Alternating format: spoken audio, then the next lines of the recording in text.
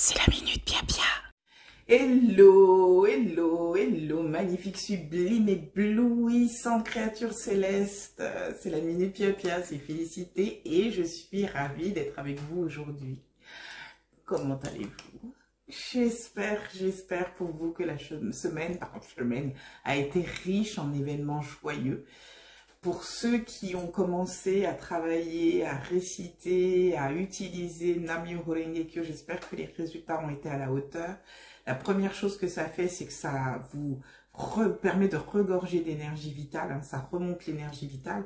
Et à partir du moment où votre énergie vitale est au top, tout est possible. Donc, n'hésitez pas. Aujourd'hui, je vais vous amener vers un voyage pas comme les autres, un voyage intime, un voyage vers un prénom. Mais ça n'est pas le prénom qui figure sur vos papiers d'identité. C'est un prénom beaucoup plus particulier qui répond à votre vibration. C'est ce que je me suis permise d'appeler le prénom d'âme. Aujourd'hui, je vous invite, si vous le voulez bien, à découvrir quel est votre prénom d'âme, à quoi ça sert et éventuellement comment faire pour avoir et recevoir cette révélation. Le nom, c'est une clé vibratoire. Même votre nom de tous les jours, il contient sa propre fréquence, sa propre vibration. Il peut avoir été choisi avec soin par vos parents, hein, ça arrive, ou pas du tout, ou même par vous avant de vous incarner. Mais en tout cas, quoi qu'il en soit, le nom porte une fréquence qui lui est propre. C'est pour ça que quelquefois vous avez vous savez, sur des bols, les Fabrices sont comme ci, comme ça. Il n'y a pas, ça n'est pas tout à fait, ça n'est pas tout à fait vrai sans être tout à fait faux. Dans le sens où, effectivement, la résonance du prénom, l'ensemble des syllabes, crée une vibration particulière à laquelle vous, en tant qu'être incarné, vous allez répondre. Mais ensuite, il y a aussi la date de naissance, il y a aussi la lignée familiale, il y a aussi le genre, blablabla. Il y a beaucoup d'autres variables qui s'ajoutent. Mais ne négligez pas le fait qu'effectivement, certains prénoms ont certaines résonances dont les caractéristiques vont se retrouver dans le caractère de la personne qu'elle va illustrer. Depuis la nuit des temps, les noms sont porteurs de pouvoir. En fait, dans les cérémonies sacrées, connaître le vrai nom du dieu ou de l'entité que vous souhaitez appeler, c'est entrer en résonance avec son énergie profonde. C'est pouvoir le nommer, l'invoquer, l'appeler. C'est pour ça que c'est important. Le nom d'âme entre en résonance avec l'être réel que vous êtes, l'être infini, celui qui est justement le plus proche de la vibration divine et qui a cette capacité, lorsqu'il est incarné à travers votre corps, de pouvoir vous conduire, vous aider, vous inspirer.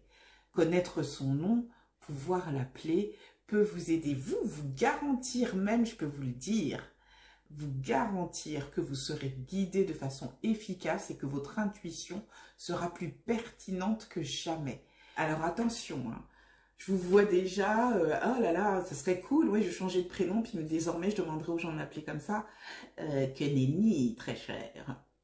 Ce prénom-là, c'est pas un prénom à la place du prénom actuel. En fait, il vient en complément. Le prénom actuel représente l'être que vous êtes dans cette vie-ci, incarné avec la mission actuelle. Le prénom d'âme, c'est l'être, l'essence, l'énergie que vous êtes, avez été, serait.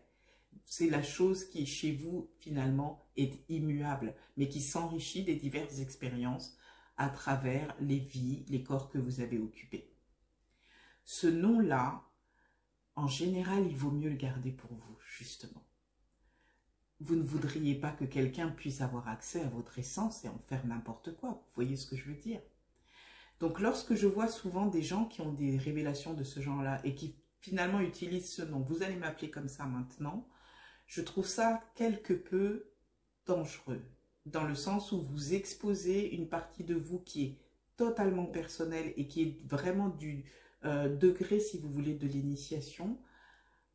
Et vous mettez ça à l'air, au vu de tout le monde. Si vous avez un trésor magnifique, intime et, comment pourrait-on dire, d'une importance colossale dans votre vie, vous n'allez pas le mettre comme ça à la fenêtre. Donc c'est de ce même ordre. Vous pouvez choisir des prénoms mystiques ou à consonance que vous souhaitez pour vous, si vous faites un travail d'ordre spirituel pour justement communiquer avec les gens autour de vous, éventuellement, voilà, des ouvrages, etc. Ça, c'est pas un problème. Mais ça n'est pas de ça dont nous parlons. Nous parlons de quelque chose qui est beaucoup plus intime, qui entre en résonance avec l'être éternel que vous êtes et qui est la façon dont vous allez pouvoir communiquer avec cet être. C'est un code, si vous voulez, de communication avec cet être qui va être traduit par le prénom que vous allez donner. Alors, quelle est la fonction du prénom d'âme, outre ce que je vous ai déjà dit? La première, qui est très intéressante, c'est qu'il peut vous permettre de vous reconnecter à votre mission d'âme. Il y a des gens qui m'écrivent en me disant « J'aimerais savoir quelle est ma mission, ce que je suis venu faire ».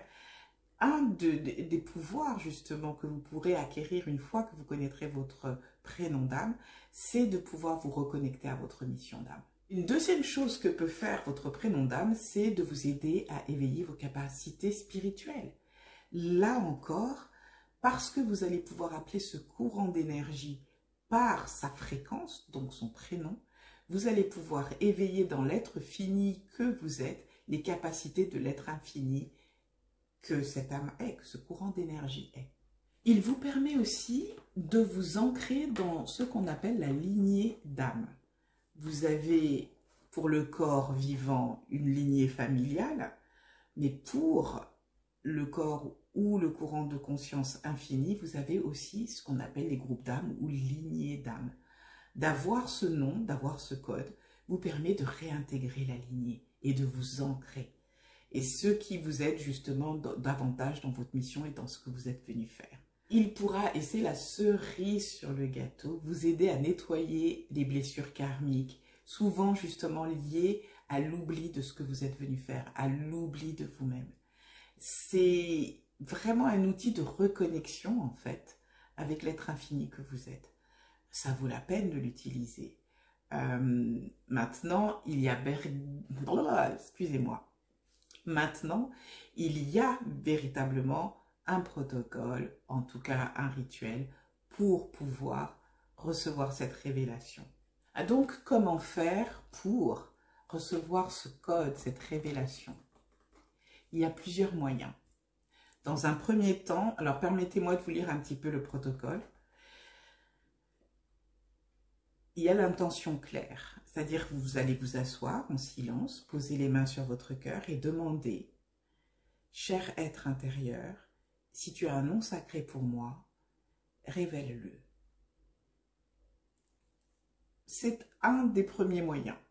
Ne cherchez pas à entendre quoi que ce soit, laissez venir. Ça peut venir dans la journée, dans la semaine. Normalement, ça ne prend pas un mois. Si ça prend un mois, il y a un souci, ça va. Je sais qu'ils n'ont pas la même notion du temps que nous, mais quand même. Vous pouvez aussi recevoir la réponse par les rêves. Hein? Parfois, un nom apparaît dans un rêve. Vous l'entendez, vous le lisez, vous le prononcez. Notez-le dès le réveil. Si c'est un nom par lequel on vous appelle en rêve ou qui revient souvent, et le truc, c'est la révélation, c'est la réponse justement à la question, à ce que vous avez demandé. Ce que je recommande quand vous faites justement ce processus, c'est à la limite, ayez un carnet avec vous, ayez quelque chose avec vous. Soyez vigilant, vous aurez une réponse. N'attendez pas que ça vienne comme ça, mais de toute façon, on va vous marteler le nom, d'une manière ou d'une autre. Vous pouvez aussi avoir l'écriture intuitive pour les gens qui sont doués pour ça. J'avoue que ce n'est pas trop mon style. Mais vous prenez une feuille, vous respirez profondément, vous laissez venir le son, les lettres, etc. Et vous écrivez ce qui vient. Sans vous juger. Fananana, je dis n'importe quoi, mais vous écrivez et petit à petit, ça peut prendre un sens. Ce qui compte, et on va le voir tout à l'heure, c'est la façon dont vous, votre être, va réagir. Parce que bien sûr, quand vous l'appelez, il répond. C'est comme tout le monde. Hein. Il y a aussi des vibrations. On recommande d'utiliser par exemple le son OM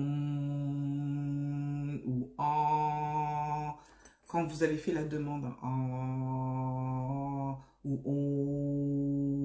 OM pour laisser venir les différents sons ce qui va vous arriver en tête.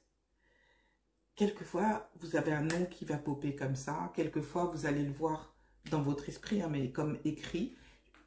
Pour moi, je vais vous dire ce qui s'est passé. Le nom est venu, j'ai entendu des syllabes et puis je l'ai vu écrit. Comme si j'étais en train de regarder une télé et qu'il y avait le nom écrit.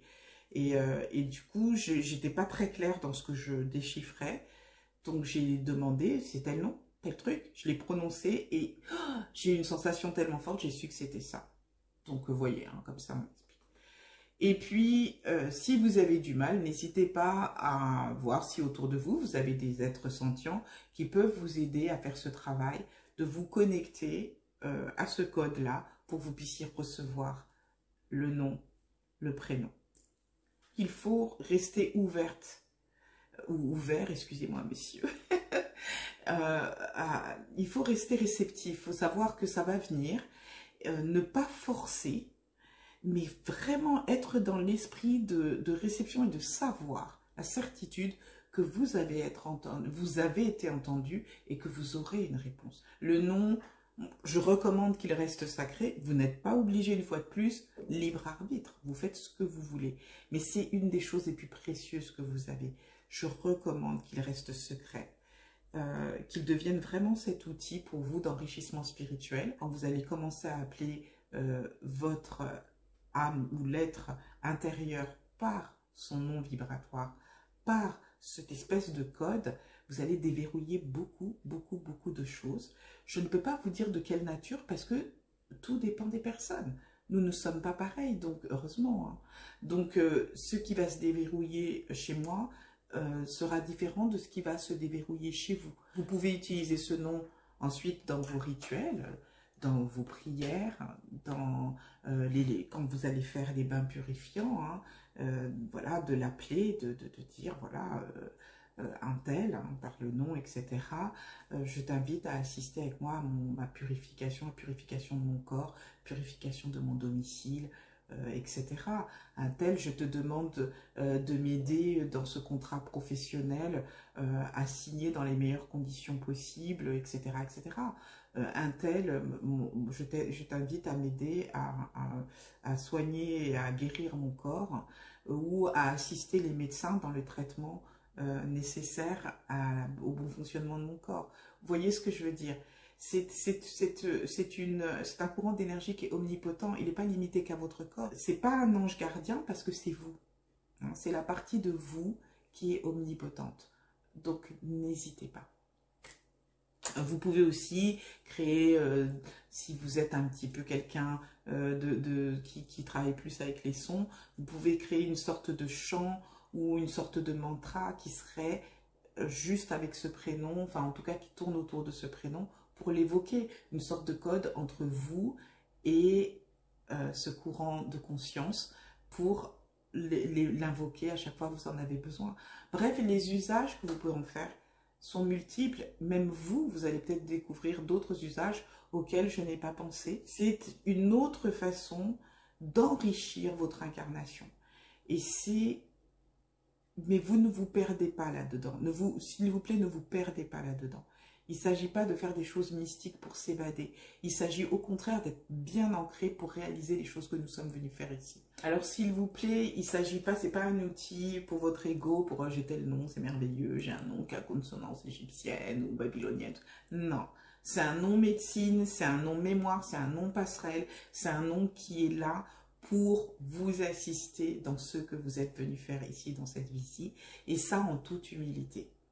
Donc, allez-y. Maintenant, je vous propose, si vous le voulez, si ça vous intéresse, vous m'écrivez feliscoaching@gmail.com et je vous enverrai le protocole, enfin, c'est le rituel à faire pour recevoir votre nom d'âme. Je serais honorée si vous faisiez un petit commentaire sur la façon dont vous avez reçu ce prénom, quel effet ça a eu sur vous. Ne partagez pas le prénom, ceci dit, hein, mais comment vous l'avez reçu, quel effet ça a eu sur vous, comment vous l'avez utilisé, partagez avec la team, ça ne peut que nous faire le plus grand bien. Voilà, la minute Pia c'est terminé pour aujourd'hui. Je tiens à remercier les personnes qui se sont abonnées cette semaine, bienvenue, n'hésitez pas, fouillez dedans, on a classé par thème. Faites-vous plaisir, si vous le souhaitez, vous m'écrivez, feliscoaching@gmail.com. Je vous réponds quand j'ai le temps. Merci à ma fidèle team d'être là, de commenter, de mettre des pouces, de m'envoyer des mails, des fois rien que pour me dire que merci. Ça fait un bien fou, vous me donnez de la force, vous me donnez de l'énergie, vous êtes phénoménaux, je vous l'ai déjà dit, mais plein de fois, et je le pense du fond du cœur, véritablement. S'il vous plaît, prenez grand soin de vous, prenez soin des gens que vous aimez, envoyez-leur de l'énergie, même à distance. Les autres, laissez-les à l'éternel, ils s'en occupent, ou envoyez Nam-myoho Renge-kyo dans leur direction. Ça n'est pas votre truc. Vous allez cultiver votre jardin pour continuer à devenir les magnifiques créatures que vous êtes, la façon sublime dont vous servez ce monde. Je vous dis à bientôt, je vous souhaite le meilleur.